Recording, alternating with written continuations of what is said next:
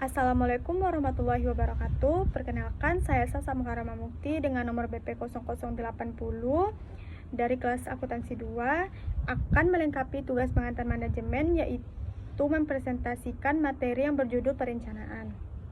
Perencanaan adalah proses memutuskan tujuan-tujuan apa yang dikejar selama dalam suatu jangkauan waktu yang akan datang dan apa yang dilakukan agar tujuan-tujuan itu dapat tercapai. Seorang perencana harus mampu untuk membayangkan pola kegiatan yang diusulkan dengan jelas. Pada dasarnya, perencanaan adalah suatu proses intelektual. Perencanaan atau planning yaitu diperlukan dan terjadi dalam bentuk organisasi, sebab perencanaan ini merupakan proses dasar manajemen di dalam pengambilan suatu keputusan dan tindakan. Perencanaan diperlukan di dalam setiap kegiatan, baik itu organisasi, perusahaan, maupun masyarakat dalam kehidupan sehari-hari. Perencanaan adalah pemilihan sekumpulan kegiatan dan pemutusan selanjutnya apa yang dilakukan, kapan dan bagaimana, dan oleh siapa melakukannya.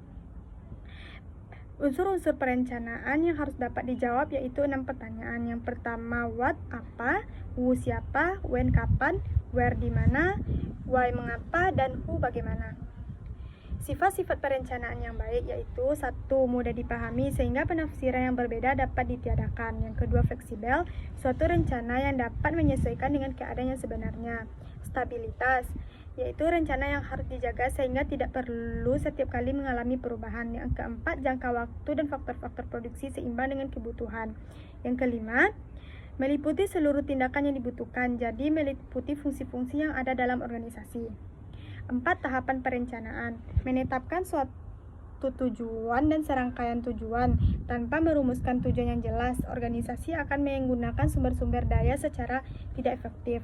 Yang kedua yaitu merumuskan keadaan saat ini. Pemahaman akan mengalami posisi perusahaan sehingga terhadap sumber daya yang tersedia untuk mencapai tujuan. Yang ketiga yaitu mengidentifikasi segala kemudahan dan hambatan untuk mengukur kemampuan organisasi dalam mencapai tujuan. Yang keempat, mengembangkan serangkaian kegiatan untuk mencapai tujuan. Tahap terakhir ini dalam proses perencanaan meliputi pengembangan berbagai alternatif kegiatan untuk mencapai tujuan, penelitian alternatif secara pemilihan dan alternatif terbaik. Siapa perencanaan itu? Pembuat rencana dapat ditugaskan kepada 1. Panitia perencanaan, yaitu panitia ini terdiri beberapa unsur yang mewakili beberapa pihak yang masing-masing membawa misi untuk menghasilkan suatu perencanaan dengan harapan rencana yang dibuat akan lebih baik. Yang kedua yaitu bagian perencanaan, unit yang ada di dalamnya itu organisasi untuk mencapai khusus membuat rencana. Yang ketiga yaitu tenaga staf. Pada sebuah organisasi atau perusahaan ada 2 kelompok fungsional yaitu pelaksanaan, yang kedua staf pemilikan.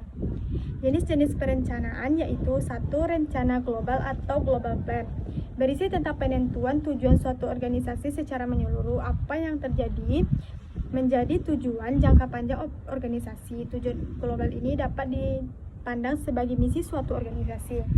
Yang kedua yaitu perencanaan strategik, bagian dari rencana global yang terperinci, di mana dengan menyusun rencana kerja yang akan dilakukan untuk mencapai rencana global, di mana dimensi waktunya jangka panjang dan pencapaiannya dilakukan dengan sistem prioritas.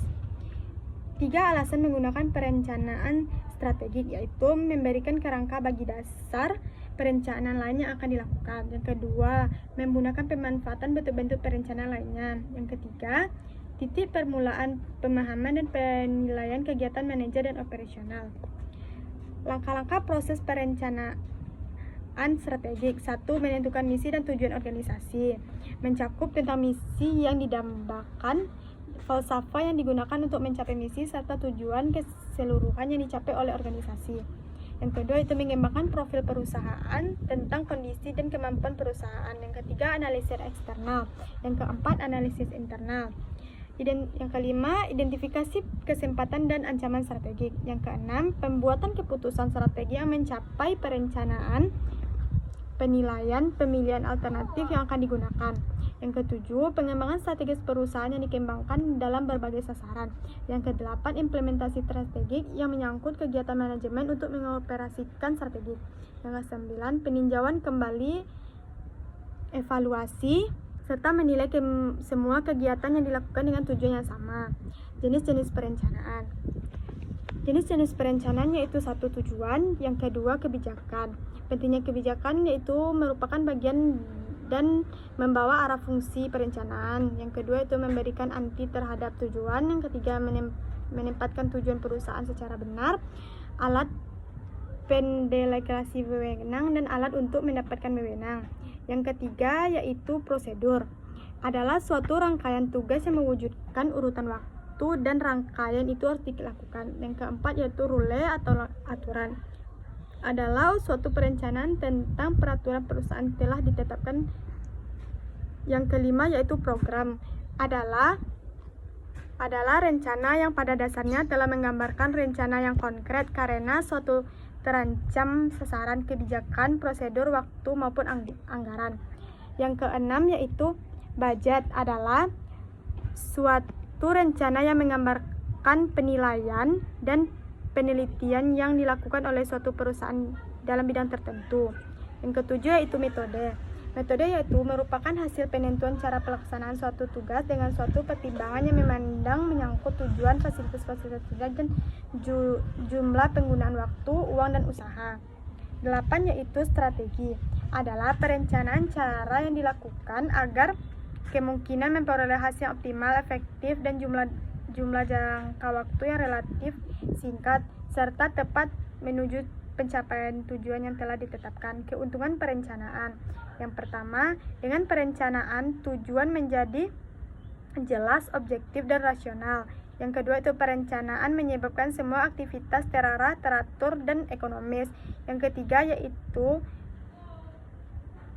perencanaan akan meningkatkan daya guna dan hasil guna semua potensi yang dimiliki. Yang keempat yaitu pencapaian menyebabkan semua aktivitas teratur dan bermanfaat. Yang kelima, perencanaan dapat menggambarkan keseluruhan perusahaan. Keenam, perencanaan dapat memperkecil resiko yang dihadap perusahaan. Yang ketujuh, perusahaan memberikan landasan untuk pengendalian. Yang kedelapan, perencanaan merangsang potensi kerja. Yang kesembilan, perencanaan memberikan gambaran mengenai suatu pekerjaan. Yang kesepuluh, dengan perencanaan dapat diketahui tingkat keberhasilan karyawan. Kerugian perencanaan. Perencanaan akan membatasi tindakan dan inisiatif pada bawahan. Yang kedua, perencanaan menyebabkan keterlambatan tingkatan yang perlu diambil dalam keadaan darurat. Yang ketiga, informasi yang dibutuhkan untuk meramalkan masa yang akan datang belum tentu tepat sehingga manajer tidak akan dapat secara pasti meramal apa yang akan terjadi pada masa yang akan datang. Yang keempat, biaya yang diperlukan untuk perencanaan cukup besar bahkan dapat melampaui hasil yang akan dicapai. Yang kelima, perencanaan mampu penghalang psikologi karena orang lebih memperhatikan masa sekarang daripada masa yang akan datang. Baiklah, hanya itu yang dapat saya sampaikan. Jika ada kesalahan kata, mohon dimaafkan. Wabillahi taufiq wal hidayah. Assalamualaikum warahmatullahi wabarakatuh.